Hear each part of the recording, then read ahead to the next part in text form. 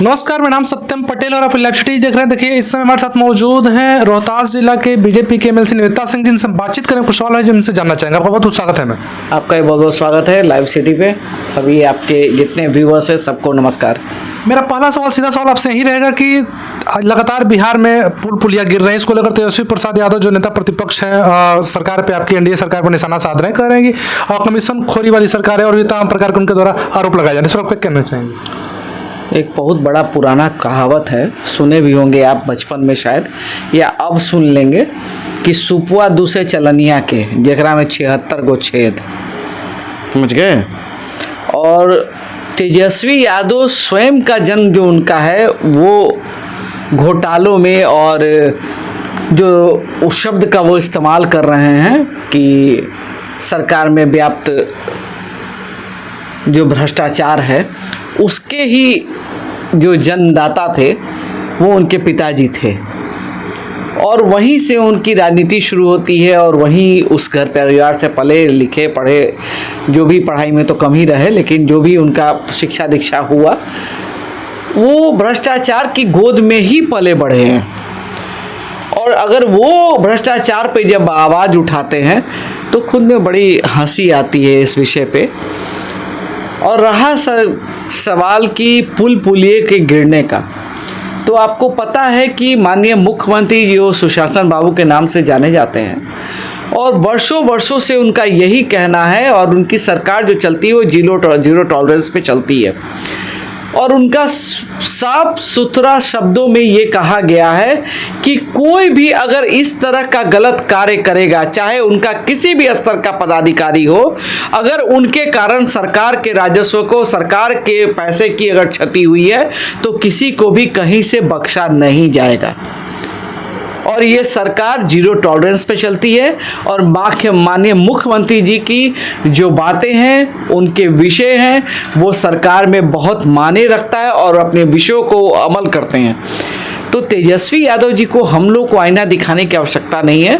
तेजस्वी जी अभी ज़्यादा बेचैन इसलिए हैं क्योंकि 17 महीने ने जो सरकार में वो लॉलीपॉप खाए हैं, और जो उनको खाने की आदत पड़ गई है उससे अभी वंचित है, तो थोड़ा बेचैन ज़्यादा है। लॉलीपॉप खाए सरकार में खाए थे, उसका लाभ लिए थे, सब अपना जितना था जो विभाग उनको मिला उसमें लूट खसोट किए, तो उनको ज़्यादा बेहतर जानकारी है।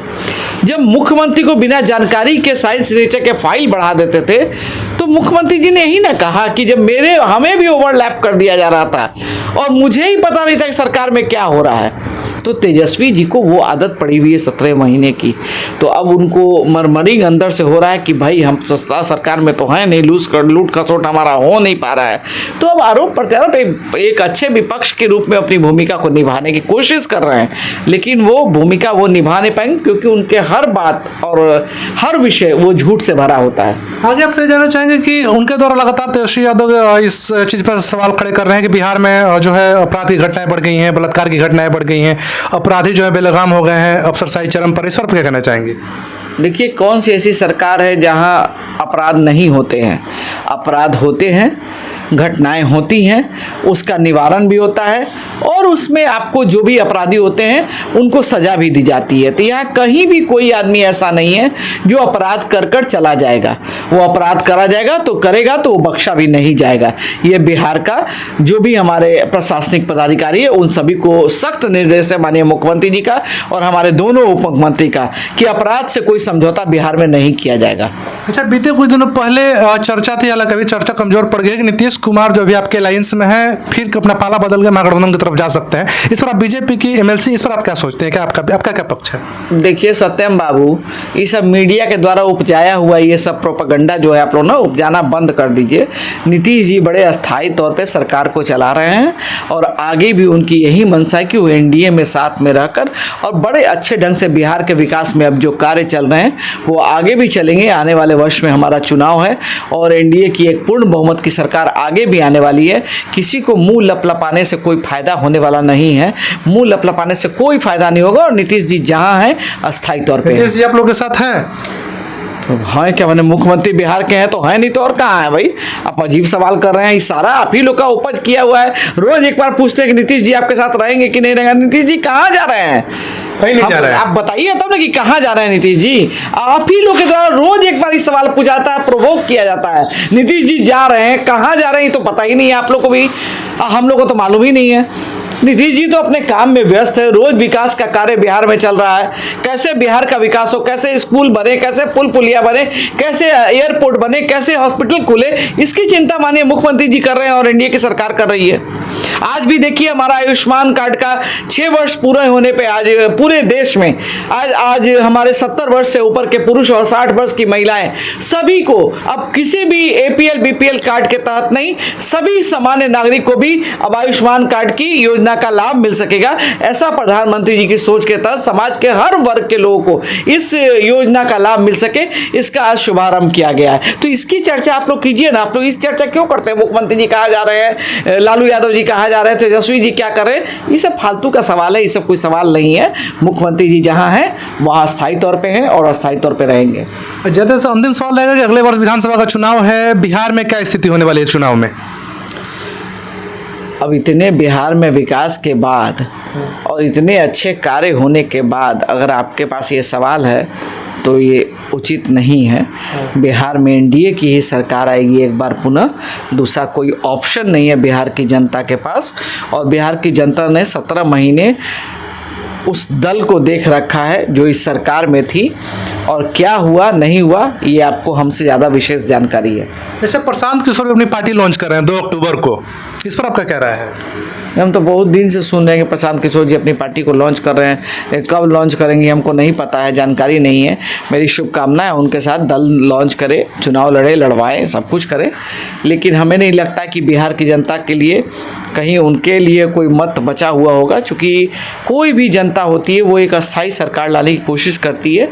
वो ऐसी सरकार और ऐसे दल को प्राथमिकता नहीं देती है कि जिसका अपना ही वजूद अभी बिहार के सरकार में न हो। तो बिहार की जनता बहुत समझदार है।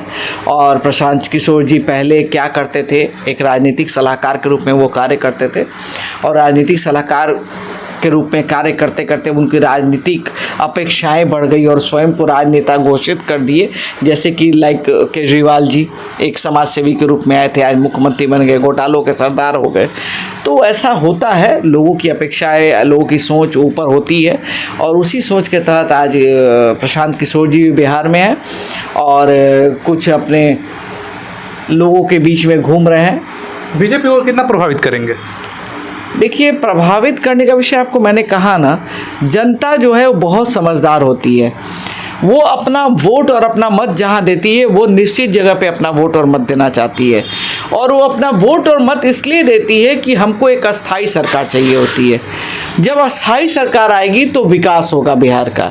तो इसी सोच के तहत बिहार की जनता बहुत समझदार है, दल बहुत हैं बिहार में, और सभी लोग को भाई स्वतंत्रता है लोकतंत्र में कि कोई भी दल बनाइए, अपना राजनीतिक दल बना के चुनाव लड़िए, उसकी स्वतंत्रता है, अपना कार्य करे। लेकिन बिहार की जनता समझदार है और उसे पता है कि बिहार की जनता कहाँ सुरक्षित है, कहाँ विकास के बारे में चर्चा की जाती है।